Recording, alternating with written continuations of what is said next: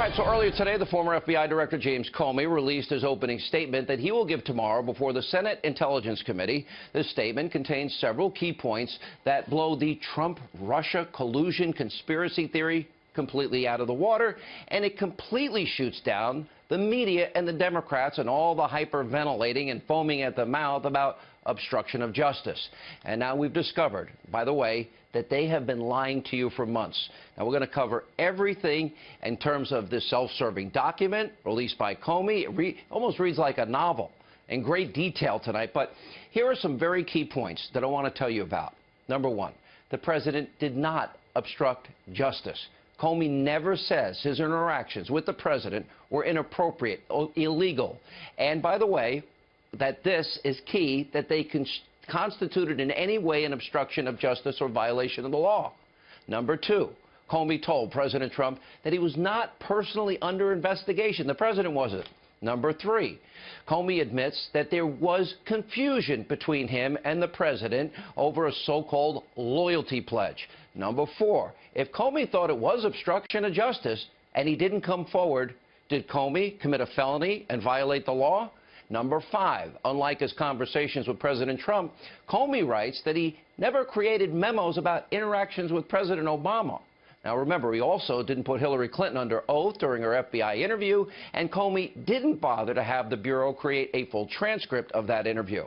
So let's start with the first point. The president did not obstruct justice. Now, Comey described the February 14th meeting in the Oval Office as follows, quote, the president then returned to the topic of Mike Flynn, saying, he's a good guy, he's been through a lot, and he repeated that Flynn hadn't done anything wrong on his calls with the Russians, but the fact that he had misled the vice president. He then said, I hope, remember, I hope, keywords here, you can see your way clear to letting this go, to letting Flynn go. He's a good guy.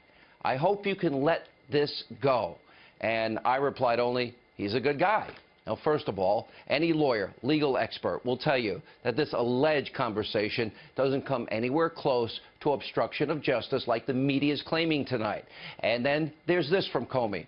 I had understood the president to be requesting that we drop any investigation of Flynn in connection with false statements about his conversations with the Russian ambassador in December. I did not understand the president to be talking about the broader investigation into Russia or possible links to his campaign. I could be wrong, but I took him to be focusing on what had just happened with Flynn's departure and the controversy around his account of his phone calls. Regardless, it was concerning given the FBI's role as an independent investigative agency. So, according to Comey, in his opening statement tomorrow, President Trump only mentioned Flynn and didn't try to bring up the topic or try to impede the overall, quote, Russia investigation. And here's another major point that the media won't tell you. There were only two people in the room. This is only James Comey's version of events, and now he perceived Trump's comments. Now, the president may have a much different interpretation in spite of all the insane, breathless coverage you might have watched earlier today. Again, there's no legal basis for obstruction, and that means the Destroy Trump media, which has been hyperventilating, foaming at the mouth about this, they've been completely wrong. Watch this coverage.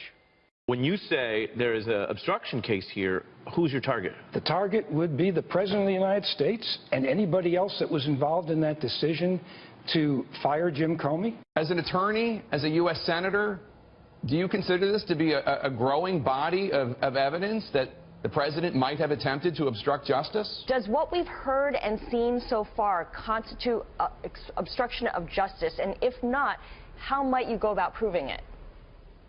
Well, I think it's getting pretty close. Your reaction to this bombshell report and the White House denial? 3 words: obstruction of justice. All right, now here's the most important point that the media will never tell you. If James Comey did in fact think this was obstruction of justice, and he didn't come forward, Comey could have committed a felony, and he himself broken the law. Now, we're putting up the law, the actual law, on the side of your screen, and as my colleague, Greg Jarrett, has pointed out, and he will be here in a minute to explain more, if James Comey thought the president was doing something illegal, he had a legal obligation to come forward immediately. That's not what Comey did. In his testimony, Comey says he didn't bother to tell the Attorney General Jeff Sessions about his conversation with President Trump because, in part, well, he thought Sessions was going to recuse himself from the Russia investigation. That would not be a reason not to follow the law. And then when Comey complained to the Attorney General, Sessions, face-to-face, about not wanting to be left alone with the president, he once again decided not to tell Sessions about his conversation with the president. Another key major point, Comey also told President Trump he was not personally under investigation, not once, multiple times. Now, this means, once again, every conspiracy theory you have heard for month after month after month about President Trump colluding with the Russians, the president colluding with the Russians, is not true. And given the mainstream media's nonstop, incessant coverage and the fact that Comey told Trump he's not under investigation, it is unreasonable for the president to say, hey, you know, it's not unreasonable to say, hey, everyone's claiming that, in fact, you know, I might be involved here, and you're telling me I'm not under investigation. Can you just come forward and set the record straight and tell the American people the truth and clear my name because it's interfering with my job? Now, do you think that's unreasonable? Shouldn't the FBI director come forward and tell the truth that he believes to the American people? But that's not all. Comey admits there was confusion between him and the president over a so-called loyalty pledge, which happened at a private dinner.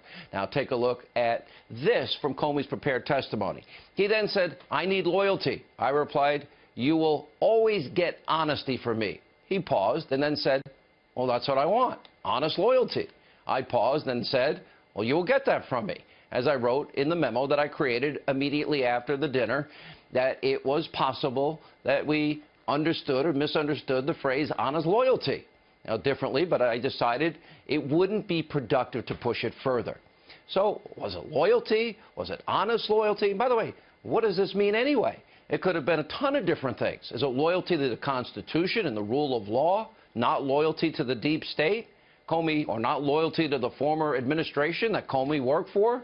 Comey even admits that there was confusion about that part of the conversation, and there's also a glaring double standard here. Unlike with President Trump, James Comey, he didn't write memos about his conversations with President Obama. I said this weeks ago. I think that's because Comey is planning on writing a novel or a tell-all book and probably be working for MSNBC and probably following Rachel Maddow every night. And he's a perfect black helicopter conspiracy theorist, it seems himself. And there's also the fact that James Comey did not require, think of this, Hillary Clinton was not put under oath when she was interviewed about her server, or that a complete transcript of that interview was said to be created. Why not? Why wasn't that done? For example, look at what happened to Michael Flynn. Now, the guy was tarred and feathered by the press when Trump allegedly said, well, I can hope you can see your way clear to letting this go, to letting Flynn go. You know, he's a good guy. I hope you can do this. I hope you can let this go. Was it similar to what the president said on 60 Minutes about the Clintons, that he, quote, didn't want to hurt them? That, you know, he was basically saying he wanted to let them go. Now, Comey apparently didn't want to hurt the Clintons either, because remember back during the campaign, he felt it was necessary to come out and announce the FBI's findings about Hillary Clinton. And Comey laid out that Clinton had secret, top secret, special access program, classified information on her unsecure server that we believe, 99% certainty, was hacked by 5 foreign intelligence agencies. But then after all that, well, he treated Clinton with kid gloves. You may remember this in July of last year. In looking back at our investigations into the mishandling or removal of classified information, we cannot find a case that would support bringing criminal charges on these facts. We are expressing to justice our view that no charges are appropriate in this case. Nah, that's not mishandling of classified material by putting it in a mom-and-pop bathroom closet, the server, with the top-secret information on it. Oh, no, that's not. Or getting rid of emails, some 30-plus thousand, even top-secret emails.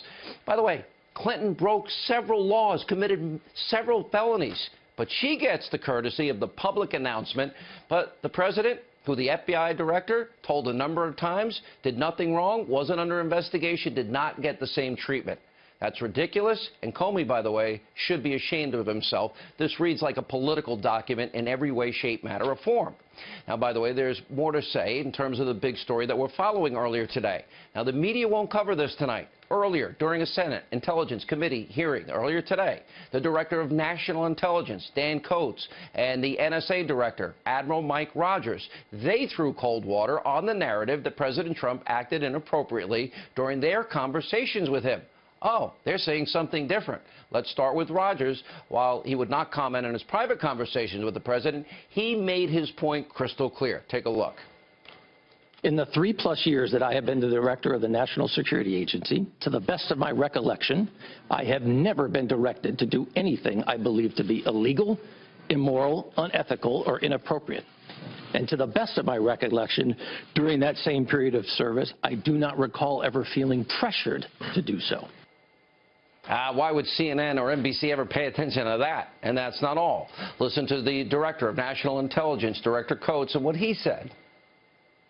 When I was asked yesterday to respond to a piece that I was told was going to be written and printed in the Washington Post this morning, my response to that was, in my time of service, which is in interacting with the President of the United States or anybody in his administration, I have never been pressured.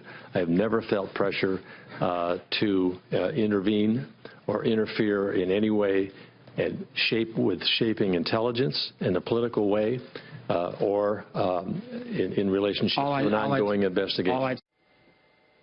And by the way, McNabe and Andrew McNabe, the interim FBI director, he said basically the same thing, as did others today. All these sound bites help exonerate President Trump. They're not going to be played over and over again in the mainstream media because it doesn't fit their ideology, their liberal narrative. They are lying to you, the American people, just like they are with James Comey. They're not going to tell you he has an axe to grind. Now, keep this in mind tomorrow while you listen to his testimony. America first. America first. America first.